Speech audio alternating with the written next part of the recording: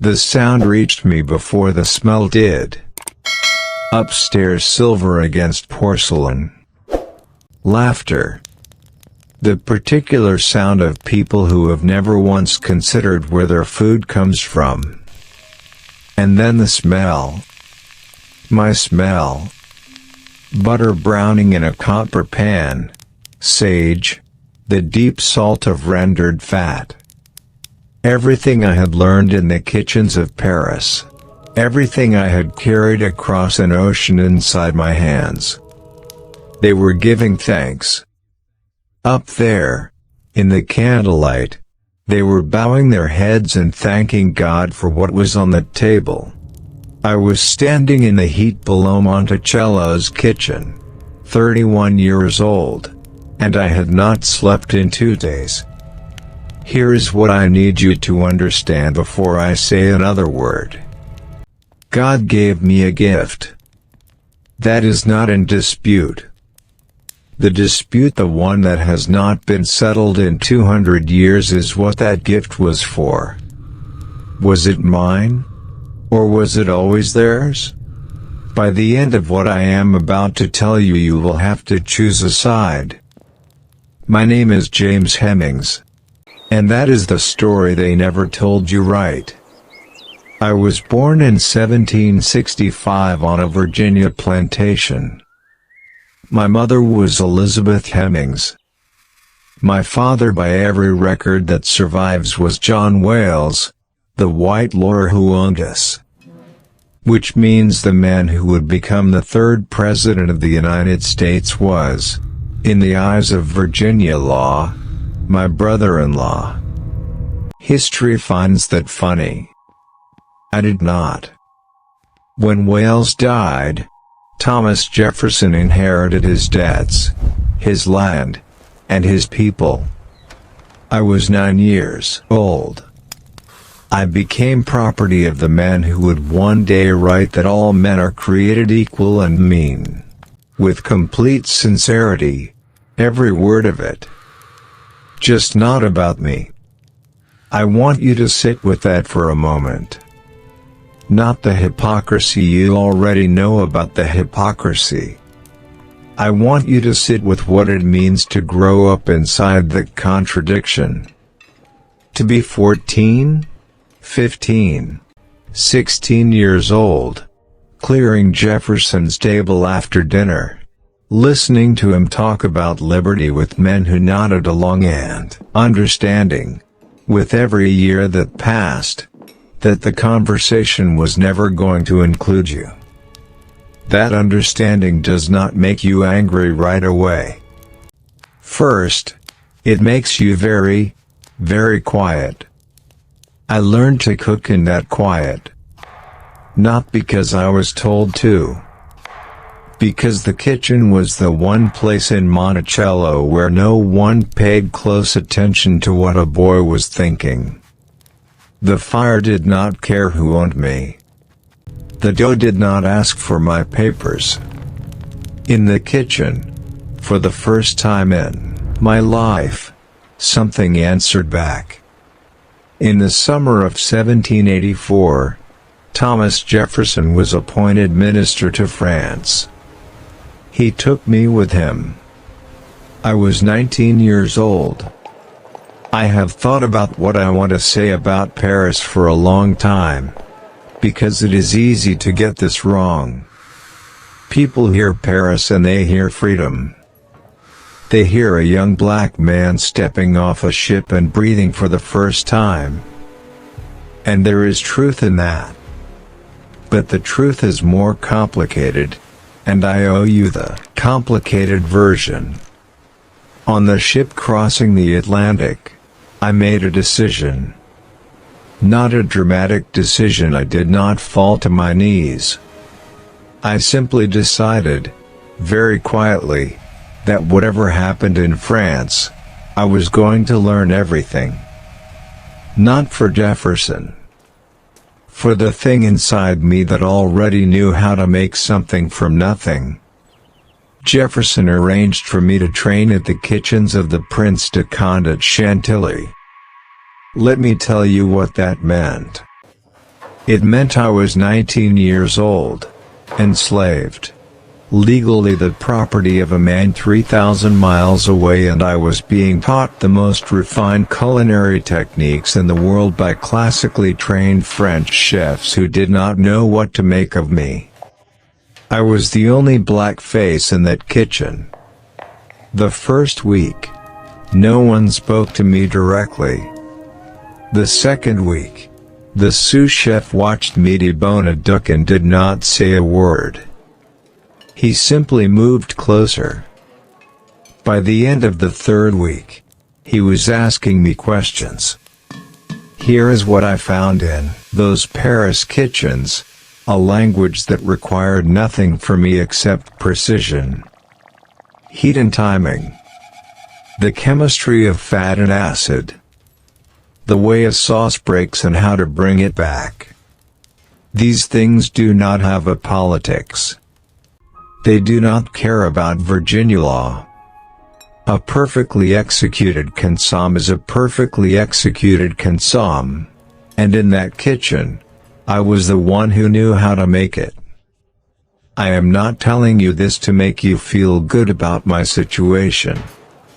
I am telling you this because I need you to understand what it means to discover, for the first time in your life, that you are exceptional at something, and to know that this discovery is real, and it is yours, and no document of ownership can touch it. Whatever your hand finds to do, do it with all your might. Ecclesiastes 9:10. I did not read that verse until later, but I lived it in those kitchens before I ever heard the words. By 1789, I was chef de cuisine at Jefferson's residence on the Champs-Élysées. 32 place settings. Diplomats, ministers, the intellectual elite of Europe sitting down to food that came from my hands. Jefferson's reputation in Paris, the elegance of his table, the sophistication of his hospitality was built on what I created in that kitchen. I want you to hold that. A black man, legally enslaved, was the secret engine of American diplomacy in Paris. And I want you to hold something else. I want you to hold the version of James Hemings who stood in that kitchen at 23 years old, who had just served a dinner that made a French prince close his eyes mid-bite, and who, for one long moment before the dishes came back from the table, felt something that I can only describe as, "This is what I was made for." Not made for slavery. Made for this. That feeling was real. It was not manufactured. No one gave it to me. That is the lung argument. And it is not nothing. I need to tell you about the macaroni. In 1787, Jefferson tasted pasta for the first time at a dinner in Naples, and he became obsessed. He sent sketches back to America of a pasta-making machine. But it was I who worked out what to do with the thing once it arrived. It was I who understood that what made it extraordinary was not the pasta itself, but what happened when you married it to aged cheese, to a bechamel, to heat. Macaroni and cheese. Every American table. Every church potluck. Every Sunday dinner. That dish that people reach for when they need to feel like home, that came from here. From these hands. From a black man's intuition about what warmth tastes like. They do not put my name on it. But I am telling you now. And you will not forget. By 1789, there was a version of my future that looked like this. France had passed legislation that, under what the French called the Freedom Principle, meant that any enslaved person on French soil had legal grounds to petition for liberty. I knew this. I had learned enough French by then to understand what was happening in the streets, what the lawyers were saying, what the revolution meant. I could have walked out of that kitchen and filed a petition. I did not. And right here is where I want to stop for a moment, because I know what some of you are thinking. You are thinking, why didn't you run? You are thinking, what kind of man chooses to stay? I will tell you what kind of man. A man who had already tried to understand God's logic. A man who looked at what he could create, at what his hands could do, and truly believed that talent like this had a purpose that he had not yet completed. A man who thought, if I leave now, everything I built here disappears. If I negotiate, if I use this gift as leverage, if I play this long game, maybe I can buy not just my own freedom but something larger. I negotiated. In 1793, Jefferson agreed I would receive my freedom. A formal deed of manumission. Legal. Binding. Written in his own hand. I want you to feel what that moment was. 5 years of Paris. 3 years back in America, cooking at the president's table in Philadelphia. And finally a written promise. My name on a document, not as property but as a man. They gon' have to answer for what they did to us. I felt, in that moment, something I had not felt since Paris. Something close to the feeling you get when you realize the door might, after all, open. I thought, God held this together. I thought, the gift was never a cage. The gift was always leading here. If something in what I just told you landed somewhere deep, if you felt something shift when I described that moment in the Paris kitchen, just type amen in the comments. Let me know you're here. And then Jefferson told me the terms. Everything I just told you is true. Every word of Lungye is true. The Paris kitchens. The macaroni. The moment I believed the gift was mine. But so is this. There is a document I need you to know about. Not the deed of manumission. The other document. The one that preceded it. The one that was never meant to be the center of this story but is. It is a training agreement, dated 1793.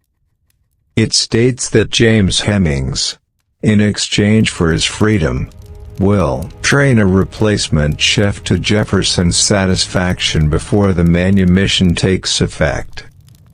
The replacement chef's name was Peter Hemings. My brother.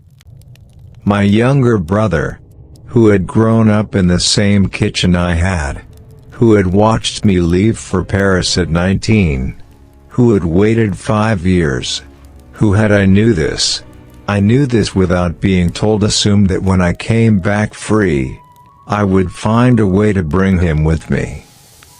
The question I could not answer then. The question I cannot answer now. What do you call a God who gives you a gift and then uses that gift to chain the person you love most? There is one record they did not want you to think too hard about.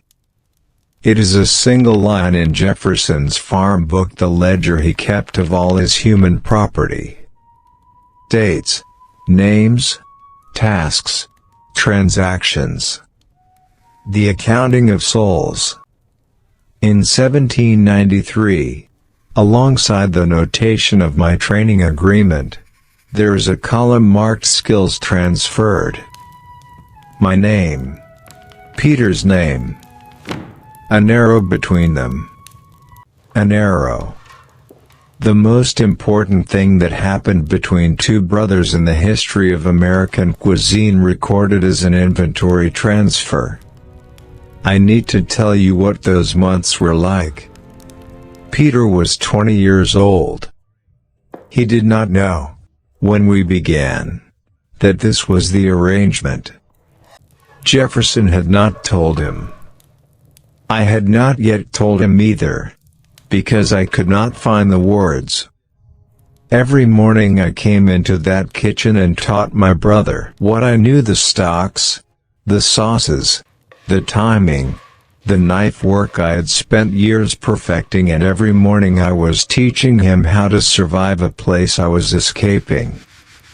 I taught him how to make the macaroni. I taught him how Jefferson liked his coffee, how to handle the silver, what to do when a guest arrived unexpectedly, the small negotiations that kept a man alive inside that house. And I did not tell him that when I was done teaching, I was leaving. And he was not. There was an afternoon, I have never described this to anyone, when Peter made a sauce that I had never been able to get quite right in my first 2 years of training. He made it perfectly. On his first attempt, he set the spoon down and looked at me, and there was such uncomplicated pride on his face. Something passed between us that did not require words. I turned back to the fire. I want you to understand what I am saying. I am not saying the gift was meaningless. I am saying that the gift was used. Talent in the hands of an oppressor does not liberate you, it makes you indispensable. And indispensable is just a more comfortable word for owned. Jefferson needed a great chef. I was a great chef. So the logic was clean. Keep James until you have extracted everything he knows. Then let him go. Because the knowledge will stay behind in the body of the next person you own. The gift was not mine to keep. It was mine to transmit. And every dish I had ever cooked, every dinner party in Paris, every state dinner in Philadelphia had been, without my knowledge, a training program. Not for me. For the institution. I received my deed of manumission on February 5, 1796. I walked out of Monticello a free man. Peter stayed. But wait, there is something historians have argued about for decades that I need to put in front of you directly. Why did I do it?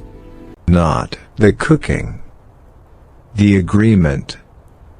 Because here is the thing that does not fit cleanly into either argument. I did not have to say yes. Under French law, which I knew, I had had legal recourse years earlier and chosen not to use it.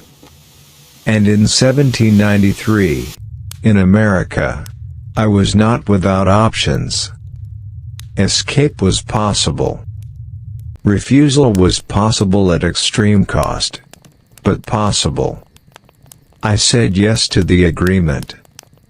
And I have thought about why for the rest of my life. The answer I keep returning to is this: I believed, in some part of myself, that I could not reason away, that God would not ask me to sacrifice Peter for nothing.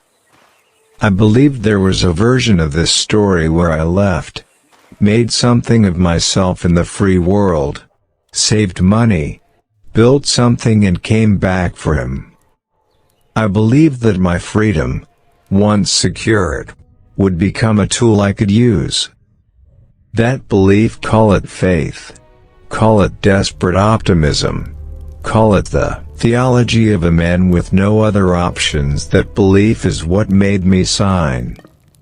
And then I left. And I did not come back. Not because I stopped caring. Because the free world, I discovered, had very little use for a black man whose only credential was that he had once cooked for Thomas Jefferson. Jefferson never wrote me a letter of recommendation. Never acknowledged, publicly, that I existed. The skills I carried, every technique, every recipe belonged, in the legal and social sense, to him. I had no way to prove they were mine. I was free. And I had nothing. I want to be precise about what happened to me between 1796 and 1801. I did not spiral dramatically. I did not rage at God in any way that anyone recorded. I moved between cities. Philadelphia, Baltimore. I cooked where I could find work. I looked for Peter in letters I did not know how to write. The last record of me is a letter from a man named William Evans to Thomas Jefferson, dated November 5, 1801. I was 36 years old. Evans wrote that I had committed the rash act of suicide. That is the entire record. No explanation. No letter from me. No witness account of what I said or thought or felt in those final days. Just those 8 words, in a letter to the man who owned me, informing him that I was gone. I want you to sit with the fact that even my death was reported to Jefferson. Even in dying, I was someone else's information. The silence of God that I had been arguing with since Paris, the silence that said your gift is real but the world you live in will not let you use it for yourself, that silence did not break. It just became permanent. Here is what the historical record actually shows. James Hemings was, by every measure available, one of the most skilled culinary professionals in late 18th century America. He trained in France at the highest level. He introduced or refined dishes that became central to American food culture. He negotiated, with intelligence and patience, for his own legal freedom, and he received it. He was also a man who was enslaved for 31 years. Who was used as a diplomatic instrument without credit, who was forced to purchase his freedom at the cost of someone he loved, and who died by his own hand 5 years after receiving the freedom he had worked his entire life to obtain. Both of those things are true. They do not cancel each other out. The argument of Lunge is not wrong. The gift was real. The pride in that Paris kitchen was real. The moment he stood at the stove of the Tille de l'Anjac and understood that he was the best chef in the room, that was real. And it was his. And no document of ownership could fully reach it. The argument of Lung B is also not wrong. The gift was instrumentalized.